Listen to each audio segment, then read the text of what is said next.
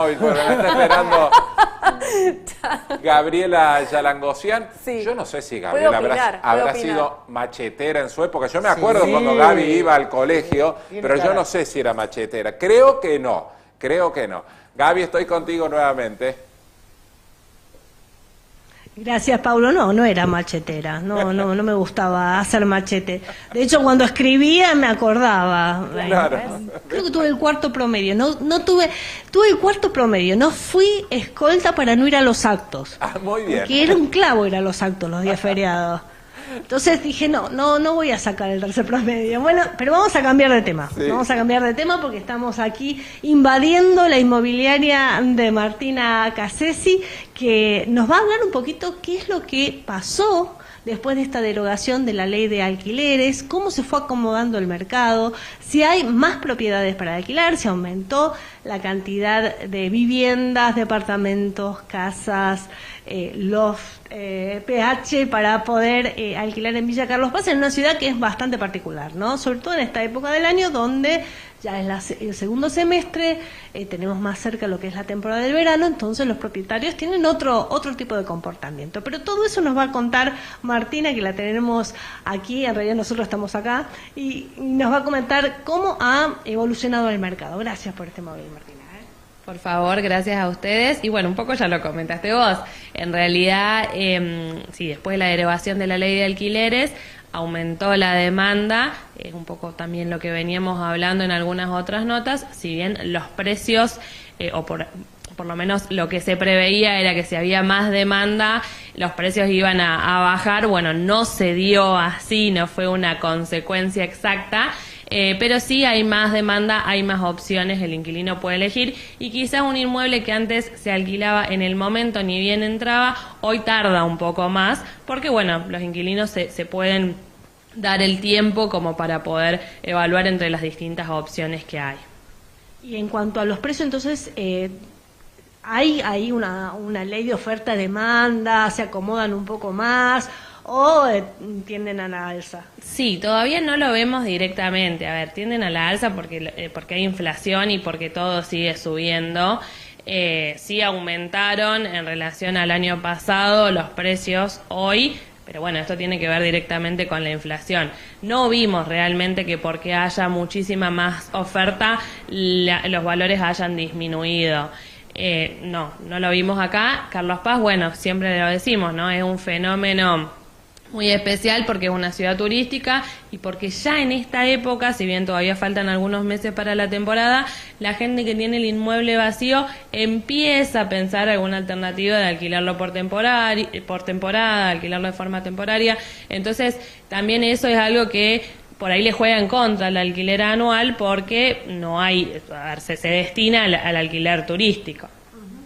Otra cuestión que quería consultarte tiene que ver con esto de el propietario y el inquilino. Para el propietario, los valores, aunque son más altos, siguen siendo bajos para la pretensión que tiene, y para el inquilino, que no cobra mucho, sigue siendo alto, ¿verdad? Tal cual. Sí, es un problema que tenemos, ¿no? El valor de un departamento es muy alto en relación a la rentabilidad que tiene, ¿no? Si yo hoy voy a comprar un departamento y quizás un departamento de un dormitorio, cocina, comedor, sea muy difícil encontrarlo por debajo de $50.000. Y la rentabilidad que va a tener ese mismo departamento es de 250.000 pesos por mes. Entonces, a ese propietario no le es negocio ese alquiler. Por otro lado, quien va a alquilar no lo está mirando como un negocio, sino necesita un techo para vivir, es una realidad. Y cuando tiene que sacar ese monto, que es un monto muy básico, ¿no? O sea, es como lo más económico que habría para vivienda. Cuando tiene que sacar ese monto de su bolsillo y ve lo que está cobrando, y es un montón de plata, digamos. Entonces, porque ahora tiene que tener en cuenta otra cosa, que son las tarifas, el aumento de la tarifa, la luz, el gas, el agua, las cloacas. Bueno, esa fue una de las características, creo, que hizo, de los factores que hizo que mucha gente decida poner en alquiler anual la vivienda. Había gente que tenía vacía la propiedad, que de repente no le importaba, y cuando se encontró con que los aumentos fueron tan altos, además de la derogación de la ley de alquileres, ¿no?, que creo que fue el principal factor.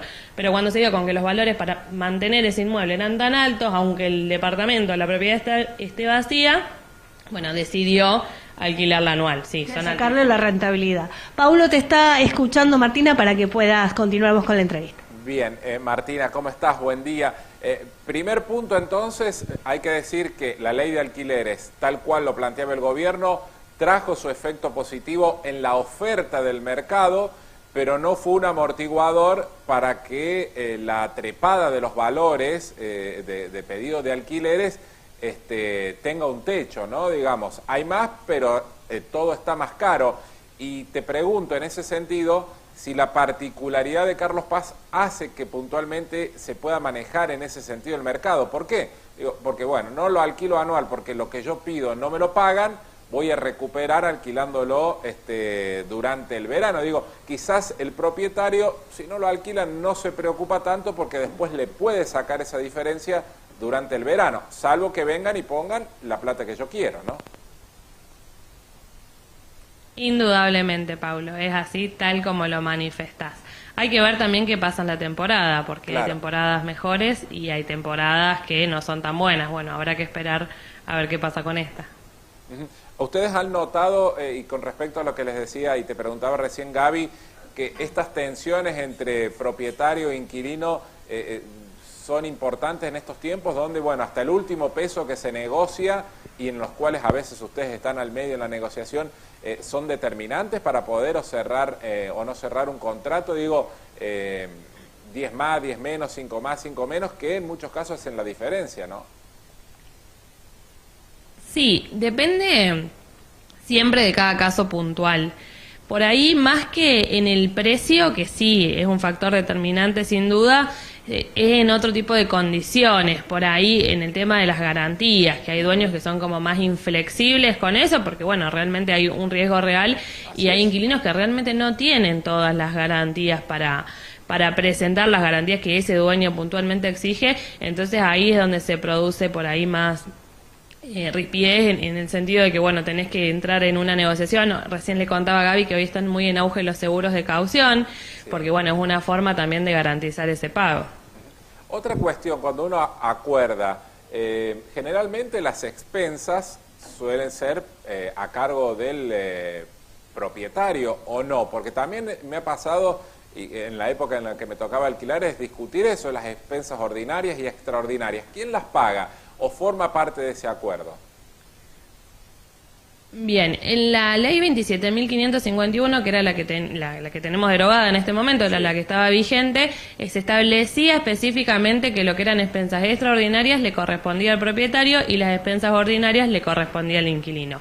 Al derogarse, bueno, ahí quedó un vacío. Por uso y costumbre nos seguimos manejando de la misma manera, ¿no? Algo que es extraordinario lo paga el propietario y lo que es del uso común del edificio, como la luz común, la limpieza del edificio, eso le corresponde al inquilino. Bien. Paulo, ¿me dejas preguntar una cosita más? Tiene que ver con que algunas inmobiliarias han comenzado a pedir, por ejemplo, en el mes de depósito, alguna suma en dólares, que a veces el inquilino, no, como el cepo continúa, no tiene acceso a la compra, salvo en el mercado ilegal. ¿Esto es habitual ahora en este momento por parte de los propietarios? Sí, en realidad también fue una consecuencia al derogarse la ley de alquileres, se puede contratar en dólares, entonces el alquiler podría llegar a ser en dólares, ese depósito también. La realidad es que esto es más común para las casas por ahí de cierta categoría, no es tan común para departamentos céntricos de un dormitorio o para departamentos chiquitos, ¿no? Sí, para pasa. Sí, me imagino, pero para las casas, sobre todo en relación al precio en dólares. Por ahí el depósito es común y será una cuestión de acuerdo entre partes. La inmobiliaria lo que hace es intermediar como para que, bueno, ese alquiler se pueda llevar de la mejor forma posible, pero sí en las casas de categoría vemos que hay muchos propietarios que exigen el canon locativo en dólares, el depósito en dólares y directamente dolarizan por completo esa contratación. En los departamentos o en propiedades de menor categoría puede que pase este depósito, que se dé este depósito en dólares, pero bueno, la mayoría considero que son en pesos. Bien. La última pregunta, Martina, y ya pensando en la temporada. ¿Será muy difícil para el sector poder fijar precios ya pensando en el verano? ¿Estaremos o están tan convulsionados como el año pasado o este año se está mucho más tranquilo en ese sentido? Los beneficios de esto de no tener una ley de alquileres, de que por allí la inflación tiende a la baja y no a la alta como ocurría el año pasado en esta época. Digo, ¿cómo avisorás eso de poder fijar tarifas y al menos una orientación para los alquileres de verano? Desde la Asociación Inmobiliaria ya estamos trabajando en el tema. Vamos, como todos los años, a emitir el informe con los valores sugeridos para la temporada. Estamos un poco más tranquilos que el año pasado porque, bueno, vemos que si bien la inflación sigue existiendo, sigue aumentando, por ahí el gradualismo con el que se daba está bastante estable o en comparación al año pasado. Entonces, bueno, eso nos permite prever un poco más. Perfecto. Bien. Martina, gracias por recibirnos como siempre y ser tan atentas con nosotros y permitirnos estas consultas. Gracias a